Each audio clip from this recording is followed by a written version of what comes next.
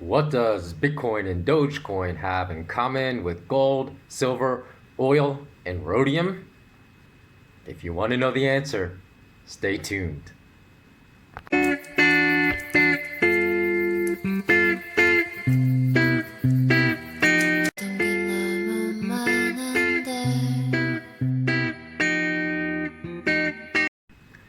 Welcome to another SK Wealth Academy podcast, in which I will tell you what Bitcoin and Dogecoin have in common with gold, silver, oil, rhodium, palladium, platinum, and dozens of other commodities. But before I get started, please do subscribe to this channel, hit the notification bell, and also like and comment on this video. And as well, urgently, please do subscribe to my free newsletter that's to the side right here to my left on the screen, because I feel as if it is imminent that YouTube is going to deplatform me soon, because I've been speaking about a lot of truths about the global economic lockdown and about the global financial system, as well as the connection between these global economic lockdowns, and because it is 100% connected to preservation of the global financial derivative system,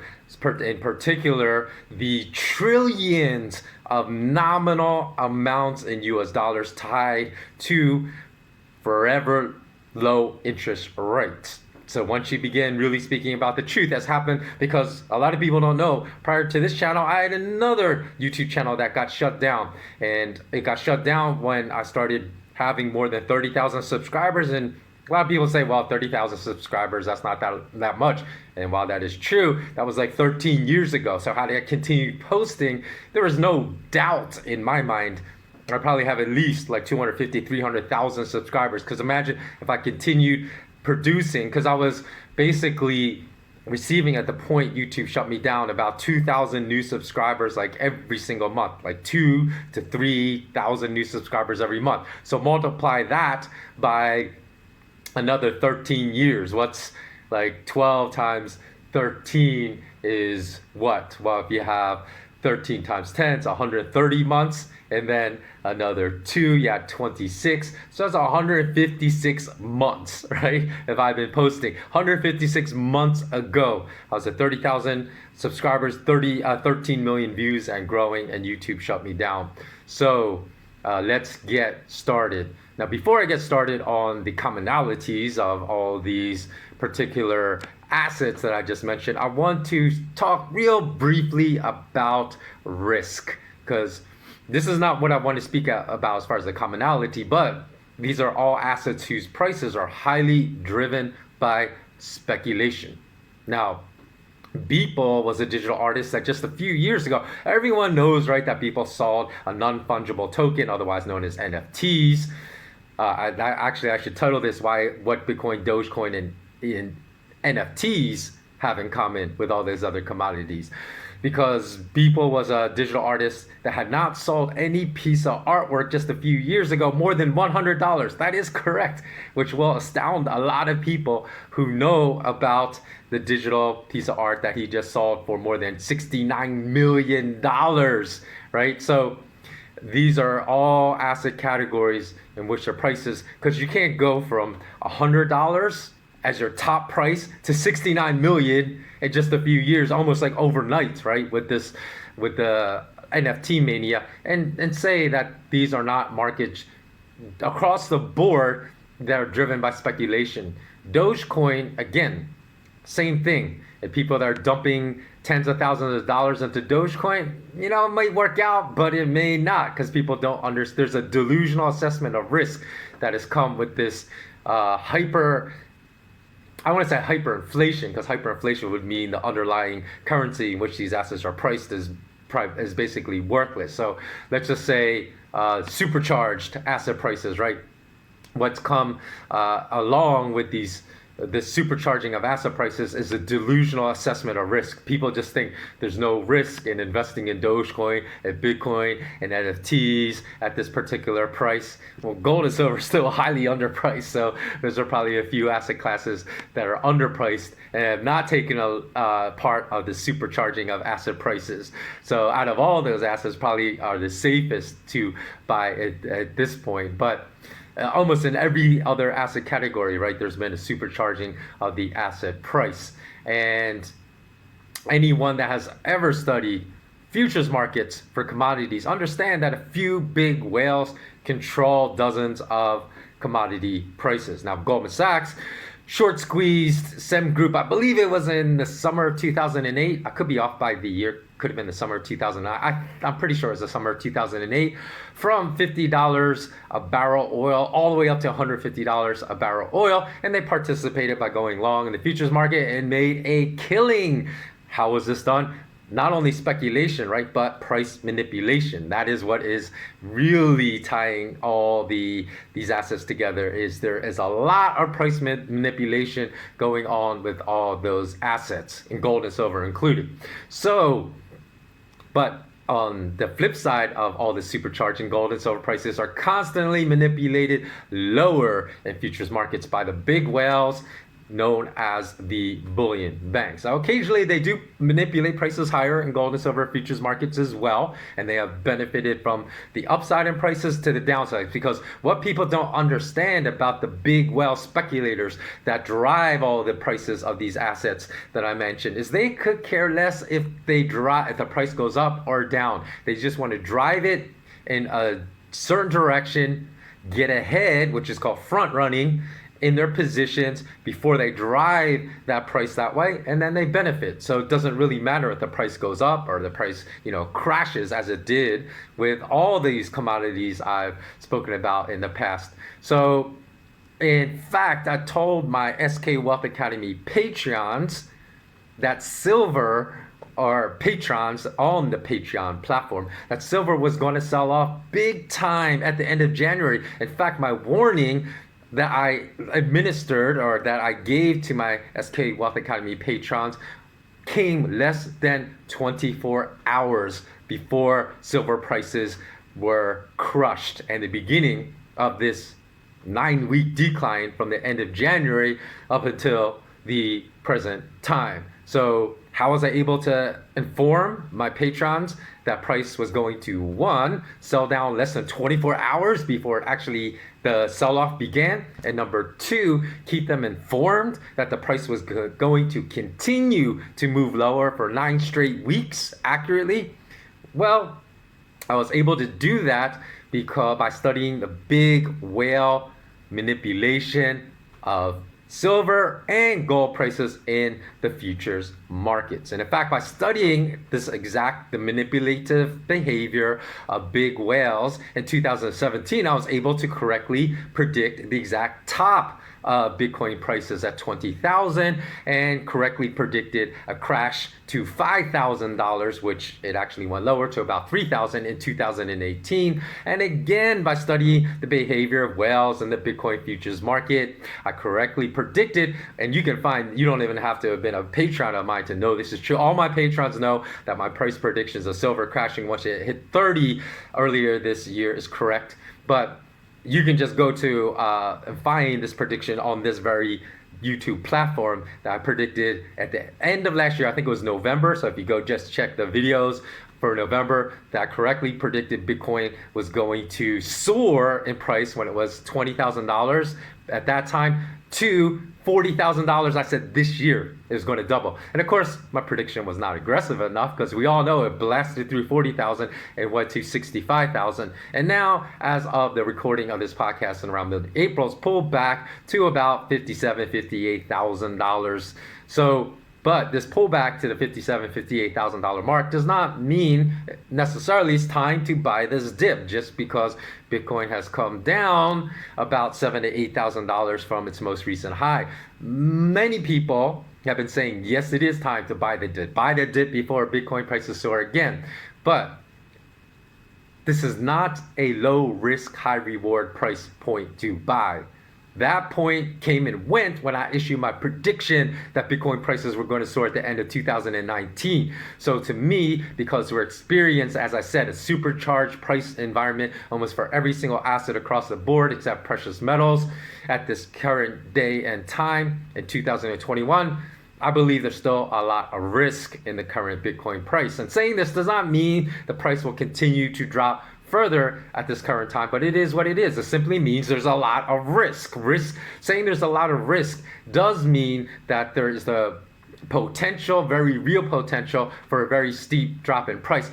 But as we all know, prices act irrationally for irrationally long periods of time. So it does not predict the timing of that event. So, and if I, do want to give a prediction of timing, it's usually reserved just for my patrons. But as I said, with this one prediction I made in Bitcoin, you can just go back November 2020, just check all my YouTube videos. You'll find my price prediction for Bitcoin that was accurate. So just because I stated, right, that the top crypto share with the top traded commodities and futures markets, this extremely centralized control, that's what's so comical to me about this decentralized narrative that all these Bitcoin holders have, is that there's extremely centralized control and ownership, right? With the top 10 Bitcoin whales easily, were they to collude, able to exert enough influence. In fact, just Satoshi Nakamoto, the institution itself, would be able to easily exert enough influence, as his stack of Bitcoin is worth $57 billion right now. But along with that, if the FBI wanted to exert enough influence, they could do it. If North Korea wanted to, they could do it, because these are all among the top 10 Bitcoin whales. The two Chinese Bitcoin whales that are amongst the top 10 holders of Bitcoin, that also, ironically, which I explained to my SK Wealth Academy patrons only in the upcoming Patreon only release about Bitcoin, why these two Chinese whales are so important to the future price of Bitcoin. They could easily also exert enough influence to move the Bitcoin price wherever they wanted to, if they colluded with each other, or maybe just one or two other of the top 10 Bitcoin whales when it comes to ownership. So that said, almost everyone that writes about Bitcoin versus Dogecoin has zero understanding of risk. I'm convinced of that because of what they claim in their articles. They say stuff like there's no debate about whether Bitcoin at $57,000 and Dogecoin at 33 cents are good buys. They said there's no debate they're good buys. They said the only debate is which would be the better cryptocurrency to purchase at those prices. Now, a person that would conclude this has zero understanding of risk, because if both are solid buys, which they're stating at their current prices, which they're concluding, that would mean both price points offer low risk, high reward. So I would say both are actually high risk, high reward. So there's still potential of high reward, but high risk at these prices. It's definitely not a low risk price, which is saying there's no debate about, everyone should purchase these cryptos at these prices. That's just an idiotic mindset of someone that really, and I have to think the people that write this are quite green investors, very, very green. That's a term we use also. Oh, the reason in my intro, I always have that's me silhouette, just going through some Muay Thai knees on the beach. And the reason I include that, a lot of people don't understand, why is this person showing martial arts and all these financial and investment videos, is because my training in martial arts, because we're taught to lose ego through martial arts, right? Because if you have a whole lot of ego, once you become skilled enough to inflict a lot of harm upon someone else that's just being rude to you or just spouting racist slurs at you,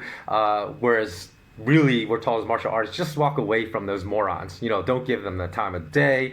Don't allow them to get you all riled up, because that's all they're trying to do when they're really big cowards, right? And they get a kick out of getting an emotional rise out of you. So just walk away. Unless they move in front of you and block you, don't allow you to walk away. Okay, then you can, if they lay, but even then we're taught still, don't lay hands on that person. We're not going to touch you up unless you touch, me first. So, so in that case, martial arts, really I consider my martial arts training as far more essential to my enhanced critical thinking that applies to investment decisions and my ability to foresee where asset prices are going than anything even far superior to any of the garbage nonsense I learned from an Ivy League university or receiving an MBA degree, only because that the fact that a lot of people have not learned how to rein their ego in. All they do is feed their ego in their investment decisions. Hey, I'm just going to listen to people that tell me exactly what I want to hear, and all the other reality of any kind of dissenting view, I'm just going to block out. That's just white noise. I'm never going to listen to it. And of course, the best decisions are the most well-informed decisions. So if you never listen to the opposition viewpoint, it doesn't mean those opposition viewpoints are always right. They could a lot of times be incorrect. But by listening to them, you're going to have the best, most well-informed decision about the type of assets you own, whether to sell them or keep holding them. I just recently saw like a podcaster, Theo Von, who's a pretty well-known American comedian, said he sold all his cryptocurrencies. And I bet you in the intermediate term, he is, even though he said, I don't really even understand it. I got into it because it was a big mania. I assume because I saw that it just went up like last week. So I'm assuming actually that he's going to be a lot smarter than a lot of other cryptocurrency holders, and at least locking in these massive profits that have been made. Whereas the inability to really assess all the information at your fingertips is what leads to people not holding on to their profits. Because in the investment world, there's a saying that's easy to make profits, the difficulty is in keeping them.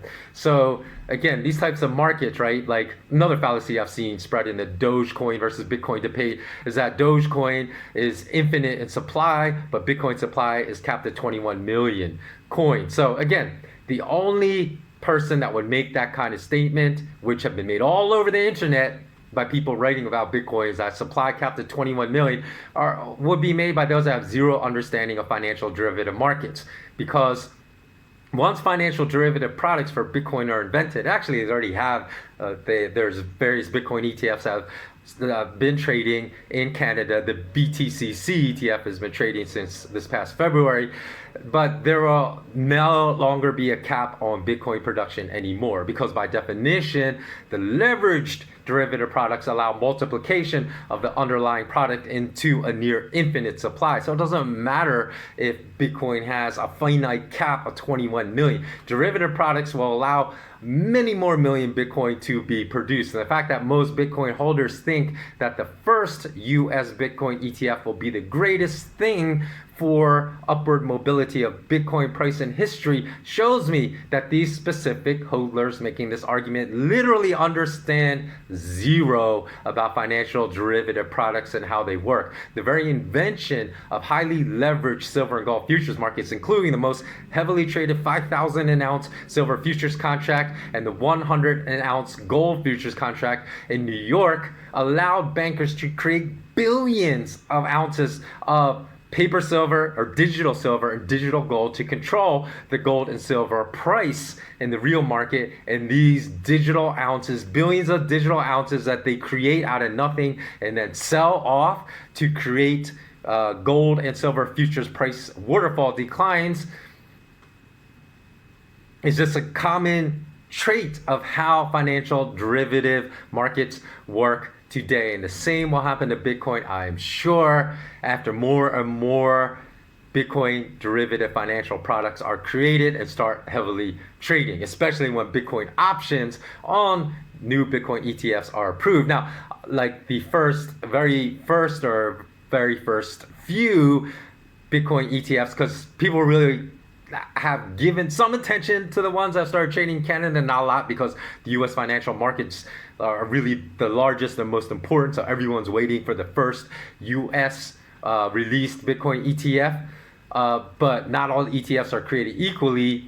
And if newly introduced Bitcoin ETFs do not purchase only already created Bitcoins, or they do not provide This would be really interesting to see people, right? Because every single transaction, right, selling and buying of Bitcoins is supposed to be transparent on the blockchain. I really wonder if people are going to track that for these new ETFs to really see what this transparent, because that transparency is actually a positive thing, because you will really be able to see if these ETFs are lying or are they really holding Bitcoins by just doing an audit of the blockchain, because that's the problem with gold and silver ETFs. Nobody knows. I've said this from the very years that these gold and silver ETFs like the GLD and SLV that trade on the New York Stock Exchange came out. I said I thought they're rehypothecating physical gold and silver and that they're lying, because it's impossible to audit the trail and actually see if they're holding the amount of physical gold and silver ounces backing those ETFs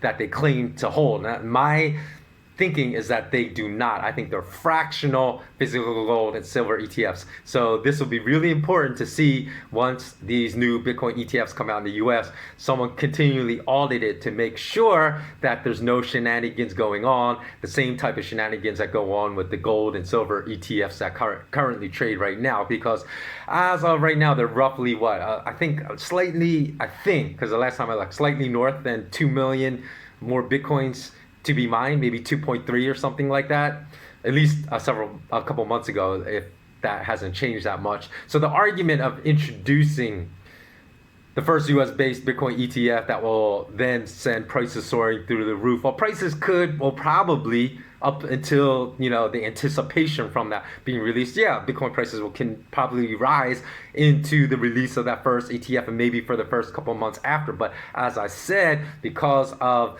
the influence that gives these big banks that continually manipulate asset prices over future asset prices in the long term, it's a bad development. So I don't understand the mentality of these Bitcoin holders, probably like I said, or hodlers, because they don't understand how financial derivatives market actually work. So everyone says, oh, it's an easy way for banking institutions to dump hundreds of billions of dollars into Bitcoin that's sitting on the side because there's trillions of dollars of cash just waiting to be invested. And that's going to make Bitcoin prices go from $58,000 to $350,000. That's the thing. But at today's price, if these ETFs purchased all remaining 2.3 million Bitcoin yet to be mined, that only has a value at today's price of roughly $130 billion.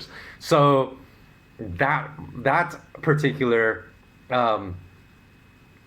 argument does not hold water, because they would have either Bitcoin prices then would have to go to like $500,000 and then they can buy hundreds of billions of dollars because of the increased price per Bitcoin, or something else has to happen because there's only little north of 2 million Bitcoin yet to be mined. So you can't have hundreds of billions, unless of course they're buying hundreds of billions of dollars of Bitcoin in the derivatives market, which is a bad development, as I said already. So once Bitcoin ETFs become available for trading in the United States,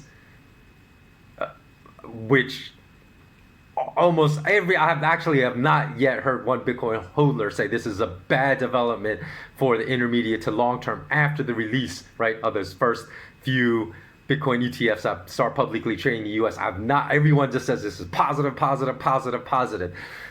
And then these same Bitcoin holders, not caring that big banks will then join the ranks of perhaps the biggest whales of ownership that can easily influence the future Bitcoin price, not only through their control of Bitcoin through the ETFs, but through their control of the Bitcoin derivatives markets, because this is an indisputable fact. Because if this is the commonality, right? I said, what does Bitcoin, Dogecoin, NFTs have in common with oil, gold, silver, copper, even aluminum? JP Morgan in the past has been outed for secretly stashing aluminum in warehouses to create an artificial shortage of aluminum supply and drive prices way up before they start releasing their aluminum back into the global aluminum supply and then benefiting from creating artificial shortages. This can happen when derivative products start trading in certain assets that shortages can easily be manufactured to drive prices way up. But if shortages can easily be artificially manufactured to drive prices way up, guess what else can happen? Prices can artificially be manufactured to come way down, as happened in 2018 when Bitcoin futures were the primary mechanism by which Bitcoin was crashed from 20,000 to 3,000. So people don't understand, with the proliferation of more and more cryptocurrency derivatives, it actually leaves it more vulnerable to bigger crashes than happened with the Bitcoin price in 2018. So it's really mind-blowing to me that the amount of people that do not understand how financial derivative products work are just cheering for the first US Bitcoin ETF to be approved, because to me that action is tantamount to Stockholm Syndrome kidnappees that gain such an affinity for their kidnappers that they begin to experience feelings of affection for their kidnappers, and desire for their kidnappers to succeed at their own expense, and to succeed and keep proliferating their shiesty, sinister schemes. So even like, okay, let me just discuss I'm sorry, just going in a stream of consciousness right now, but let me even just discuss the Canadian BTCC ETF, right? So BTCC, Beta Thomas Charlie ETF. That fund, right, was created to buy and hold substantially all of its assets and long-term holdings in Bitcoin. So that's a good thing, right? Because that's currently trading. So it's not just going to mimic the price of Bitcoin, but they're actually buying and holding Bitcoin according to their prospectus. But it also can trade at a premium or discount to the NAV. So what's better to the net asset value? The net asset value can actually, the trading price of each ETF share can fluctuate in accordance with changes in the fund's NAV. So what is better? Because obviously there's a lot of risk, right? In that the price of the share can tremendously be discounted or selling at tremendous premiums to the price of the fund's net asset value, right? So, and not only that, the assets and liabilities of this particular ETF are in Canadian dollars, but the fund is only purchasing Bitcoin denominated in US dollars. So again, there's forex risk, right? Which I'm sure people buying that bought this ETF don't even understand the risk that's built in, and why they would have been better off if they really want to invest in Bitcoin, just buying Bitcoin, just as you would be better off taking delivery of physical silver and not buying even a silver ETF that's backed with real physical silver, because again, the price of those ETF shares can vary tremendously from the net asset value of that ETF fund, which has happened in the past. So again, the most effective and at times most efficient manner for those with very deep pockets, aka banks and global financial institutions, to drive asset prices down and profit immensely from this behavior has been through participation in the massive global financial derivatives market. Now, the Archegos family office implosion, the global financial derivatives market, that drove decisions to implement economic lockdowns all around the world from last March of 2020, and that were not based upon any physical threat from the corona, or I should say completely not devoid of that threat from the corona, but primarily based upon the threat of implosion of the global financial interest rate based derivatives market. If you don't know what I'm talking about, just go watch my videos on this platform that I wrote about the Archegos implosion. Now, what did I tell you about financial derivatives product, right? Opening the way for massive price manipulation of cryptos to the downside. Well, Horizon has just introduced a financial product with a ticker symbol BITI. So again, that would be Beta Indigo, Thomas Indigo, and that's an inverse Bitcoin ETF, which will allow investors to short BTF to take advantage of Bitcoin price volatility to the downside. So again, once more and more mechanisms arise that make it easier to short Bitcoin prices, you're going to see a tremendous amount of downside price volatility and churning back and forth, even more than the price churning back and forth we're experiencing now. Mark my word on that. So again, that's about what I want to say. please do subscribe to my YouTube channel here, as I may release a much more. I've been working on a much more comprehensive podcast about this particular topic and all the risks. This is just the tip of the iceberg. All the risks that really are embedded in the cryptocurrency arena that people don't consider, right? Because I also talk about all the risk embedded with buying paper gold and paper silver. Why I always tell people you should just buy physical, right? So that topic I may release. I'm not sure. I may release that on this channel in the upcoming weeks. If you want to find out, just make sure you subscribe to my channel.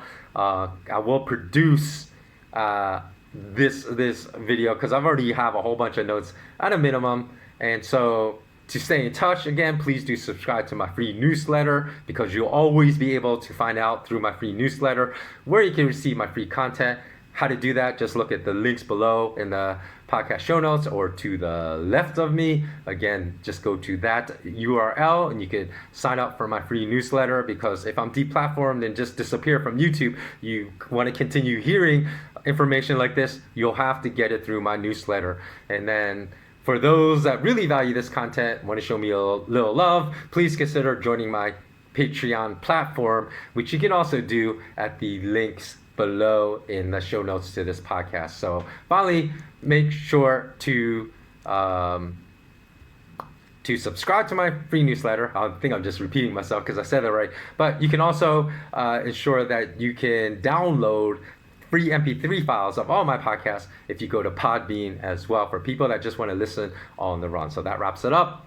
I think that is about it. Anything else? I'm just going to scan my notes real quickly, make sure. Oh, this is the other funny thing, right? Because Dogecoin went up by 1,563 time multiple from where it stood for most of 2020, because it was trading not even at 1 penny. It was trading at a less than a third of 1 penny, about 30% of 1 cent, at 0.0030 or 0.0025 or 0.0028 and dollars, and then it went to 43.77 cents earlier this year. It's come down a little bit, like I said, to I think around 33 cents right now, but from not even from its low last year, but like I said, from a price that I traded for many months on end, around a third of 1 penny, to 43.77 cents. That's a 1,563.2 times multiple.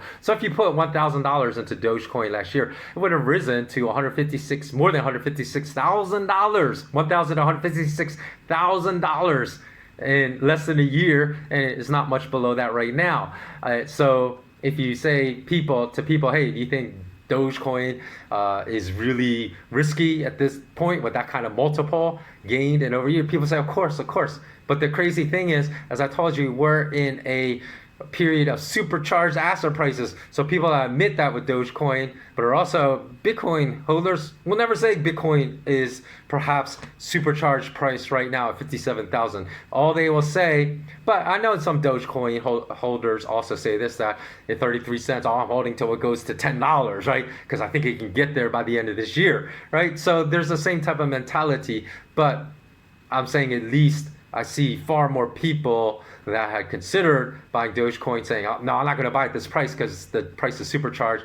But I don't really hear that with Bitcoin at 57. People say, oh, it's dipped, you should go in and buy. So that's the difference, right, between Dogecoin and Bitcoin assessments at this time. In general, I know I'm just making a lot of comments that apply. In general, I know there's much wiser people out there, and probably a lot that are watching this video that don't think in that manner. But the funny thing is that Dogecoin it started out as a joke. It started as a joke cryptocurrency. In fact, even on its website, it said, it describes it as an open source peer-to-peer digital currency, but it said favored by Shiba Inus worldwide. If you don't know what a Shiba Inu is, it's like a quite cute little Japanese dog that's really intelligent.